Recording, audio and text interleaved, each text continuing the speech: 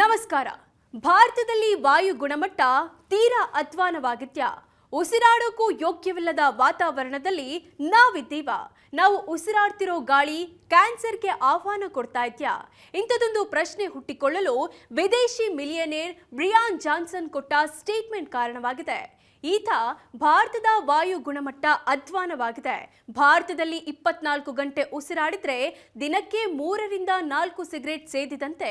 ಇಲ್ಲಿಗೆ ಬಂದ 3 ದಿನಕ್ಕೆ ನನಗೆ ಗುಳ್ಳೆಗಳು, ಕಣ್ಣಲ್ಲಿ, ಗಂಟಲಲ್ಲಿ ಉರಿ ಕಾಣಿಸಿಕೊಳ್ತು ಅಂದಿದ್ದಾರೆ. ಹಾಗಾದ್ರೆ ದೇಶದ ವಾಯು ಮಾಲಿನ್ಯದ ಮಟ್ಟ ಎಷ್ಟಿದೆ? ಅದರಲ್ಲೂ ನಮ್ಮ ಬೆಂಗಳೂರು ಹೇಗಿದೆ? ಸಾಮಾನ್ಯವಾಗಿ ಏರ್ ಕ್ವಾಲಿಟಿ ಇಂಡೆಕ್ಸ್ ನಿಂದ ವಾಯು ಗುಣಮಟ್ಟವನ್ನ ಅಳಿತಾರೆ. ಈ ಇಂಡೆಕ್ಸ್ 0 ರಿಂದ 50 ಇದ್ರೆ ಉತ್ತಮ ಅಂತ, 50 ರಿಂದ 100 ಇದ್ರೆ ಮಧ್ಯಮ, 100 ರಿಂದ 150 ಇದ್ರೆ ಕಳಪೆ, 150 ರಿಂದ 200 ಇದ್ರೆ ಅನಾರೋಗ್ಯಕರ, 200ಕ್ಕಿಂತ ಜಾಸ್ತಿ ಇದ್ರೆ ಉಸಿರಾಟಕ್ಕೆ ಯೋಗ್ಯವಲ್ಲ ಅಂತ ಅಳಿಯಲಾಗುತ್ತೆ. ಸದ್ಯ ಭಾರತದಲ್ಲಿ ಒಟ್ಟಾರೆ ಗುಣಮಟ್ಟ 120ರಷ್ಟಿದೆ. ಇದು ಕಳಪೆ ಅಂತ ಪರಿಗಣಿಸಲಾಗುತ್ತೆ. ದೆಹಲಿಯಲ್ಲಿ 200ರಷ್ಟಿದ್ರೆ ಬೆಂಗಳೂರಿನಲ್ಲಿ 100ಕ್ಕಿಂತ ಕಡಿಮೆ ಇದೆ.